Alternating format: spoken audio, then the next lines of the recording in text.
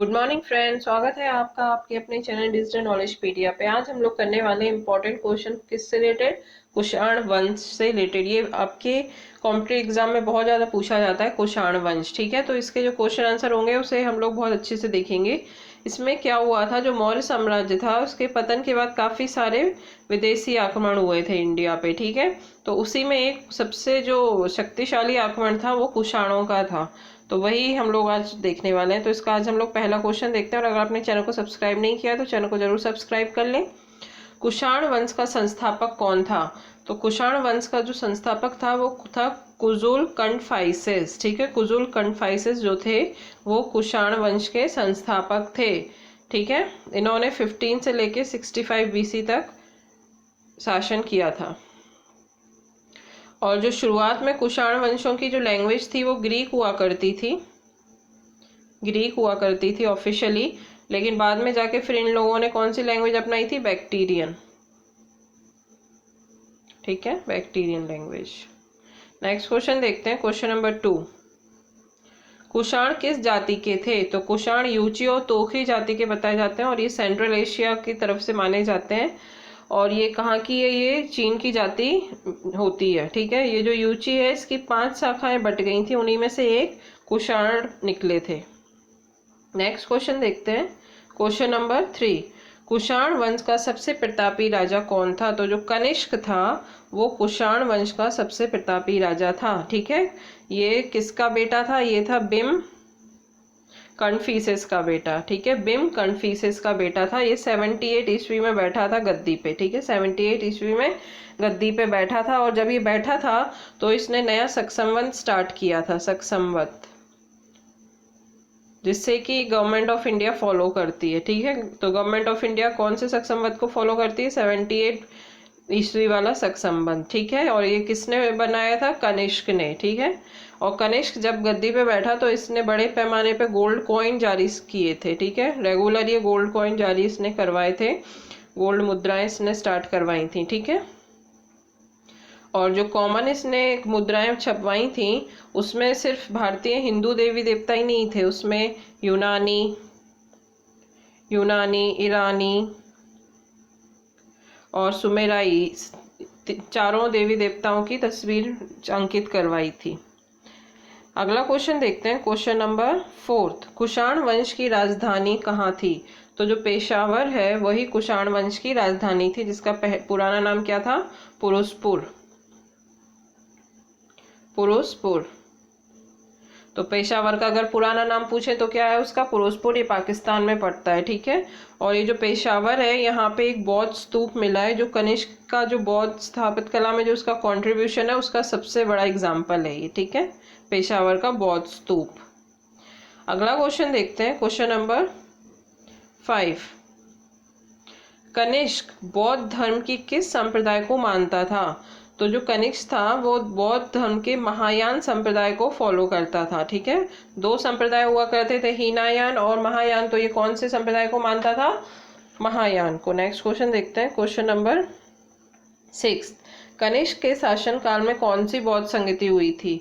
तो कनिष्क बौद्ध धर्म को बहुत मानता था, इसने बहुत ज्यादा प्रचार प्रसार किया था बौद्ध धर्म का। तो उसी का जो एग्जाम्पल एक ये है कि इसने 4थी बौद्ध संगति करवाई थी, जिसके अध्यक्ष कौन थे? वासुमित्र। ऑलरेडी हम लोग कर चुके हैं। ये कहाँ पे हुई थी 4थी बौद्ध संगति? ये कुंडलवन कश्मीर में हुई थी, ठीक है। कहाँ पे हुई थी? कुंडलवन कश्मीर में। 7 क्वेश्चन देखते हैं, कनिष्क के राजवैद्य कौन थे? तो जो चरक थे वो कनिष्क के राजवैद्य थे, और इनकी फेमस रचना क्या थी? चरक संहिता, ठीक है, चरक संहिता। अगला क्वेश्चन देखते हैं, नेक्स्ट क्वेश्चन है क्वेश्चन नंबर 8। बौद्धों की रामायण बुद्ध चरित की रचना किसने की? तो जो अश्वघोष थे कनिष्क के शासन काल में, अश्वघोष, उन्होंने ही बुद्ध चरित की रचना की है, ठीक है। बुद्ध चरित को बौद्धों की रामायण कहा जाता है। नेक्स्ट क्वेश्चन देखते हैं, क्वेश्चन नंबर 9। माध्यमिक सूत्र के रचयिता कौन है? तो नागार्जुन है जो माध्यमिक सूत्र के रचयिता हैं। इसमें उन्होंने सापेक्षता के सिद्धांत को मेंशन किया है, ठीक है, रिलेटिविटी के थ्योरम को। और नागार्जुन को कहा क्या जाता है? भारत का आइंस्टाइन। क्या कहा जाता है? भारत का आइंस्टाइन। और इसमें माध्यमिक सूत्र में उन्होंने क्या दिया है, theory of relativity, theory of relativity, ठीक है, theory of relativity. Next question देखते हैं, क्वेश्चन नंबर 10th। कनिष्क के बौद्ध होने के लिए कौन उत्तरदायी था? तो जो अश्वघोष थे, अश्वघोष बुद्धचरित के रचयिता, उन्होंने वो काफी क्लोज थे कनिष्क के, ठीक है, तो उन्होंने ही प्रेरित किया था कनिष्क को कि वो बौद्ध धर्म को अपनाए, ठीक है। नेक्स्ट क्वेश्चन देखते हैं, क्वेश्चन नंबर 11। रेशम मार्ग पर नियंत्रण रखने वाला सबसे प्रसिद्ध शासक कौन थे? जो कुषाण थे ना, वही सबसे प्रसिद्ध थे जिन्होंने रेशम मार्ग को कंट्रोल किया था। उसमें भी सबसे ज़्यादा जो कंट्रीब्यूशन है वो किसका माना जाता है? कनिष्क का, ठीक है, सबसे ज़्यादा कंट्रीब्यूशन कनिष्क का माना जाता है। इसी ने भारतीयों के लिए जो सिल्क रूट है वो स्टार्ट करवाया था, ठीक है। और जो रेशम बनाने की जो टेक्निक है ये कहाँ से आई है? सिल्क की जो टेक्निक है वो चाइना से, रेशम बनाने वाली जो टेक्निक है वो चाइना में उसका आविष्कार हुआ है। नेक्स्ट क्वेश्चन देखते हैं, क्वेश्चन नंबर 12। कौन सी दो प्रसिद्ध शैलियों का विकास कुषाण वंश के शासन में हुआ था?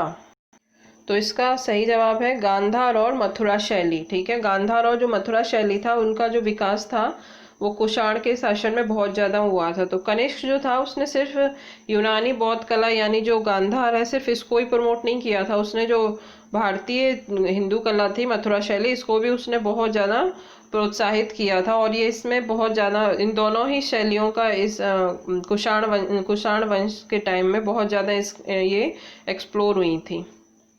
नेक्स्ट क्वेश्चन देखते हैं, क्वेश्चन नंबर 13। कुषाण राजा ने कौन सी उपाधि ले रखी थी? तो कुषाण राजाओं ने देवपुत्र की उपाधि ले रखी थी, ठीक है। ये उपाधि उन्होंने चीनियों से ली थी, ठीक है, चाइना में ये उपाधि होती थी, तो उन्होंने भी यही उपाधि धारण की थी, ठीक है। कनिष्क ने भी यही उपाधि धारण की थी। और जो कुषाण थे वो मेनली किसकी पूजा करते थे? वो सूर्य के उपासक हुआ करते थे, ठीक है। इसके उपासक हुआ करते थे सूर्य, उसको सूर्य को, उनकी जो कॉइन्स है उनमें मिहिर अंकित है, मिहिर मतलब सूर्य, ठीक है, सूर्य का पर्यायवाची है, उनकी मुद्राओं पर अंकित है, ठीक है। और कनिष्क ने एक और किसकी पूजा स्टार्ट करवाई थी? कार्तिकेय की, कार्तिकेय की इन्होंने पूजा स्टार्ट करवाई थी, शिव पुत्र की। तो ये इंपॉर्टेंट क्वेश्चन है कि कार्तिकेय की पूजा का जो स्टार्ट है वो किसने करवाया था? तो वो करवाया था कनिष्क ने। कुषाण वंश का आखिरी राजा कौन था? तो जो वासुदेव थे वो कुषाण वंश के आखिरी राजा थे। जो कनिष्क था उसकी मृत्यु हो गई थी, कब हो गई थी?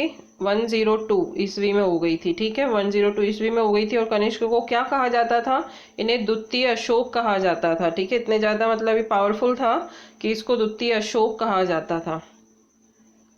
और आखिरी राजा इनका बन के रह गया था वासुदेव। और आज का लास्ट क्वेश्चन है, महाभिभाष सूत्र की रचना किसने की? तो जो वासुमित्र थे उन्होंने महाभिभाष सूत्र की रचना की, ठीक है। इसे बौद्ध धर्म का विश्वकोश कहा जाता है। महाभिभाष सूत्र को क्या कहा जाता है? विश्वकोश। किसका विश्वकोश? बौद्ध धर्म का, ठीक है। तो आपने देखा कि कनिष्क के दरबार में काफ़ी ज़्यादा इंपॉर्टेंट लोग थे, तो ये सारे हमने पढ़ लिए हैं, ये आप लोग एक बार ज़रूर रिवाइज कर लें। मिलते हैं अगले सेशन में, तब तक पढ़ते रहिए, अपना ध्यान रखिए, थैंक यू।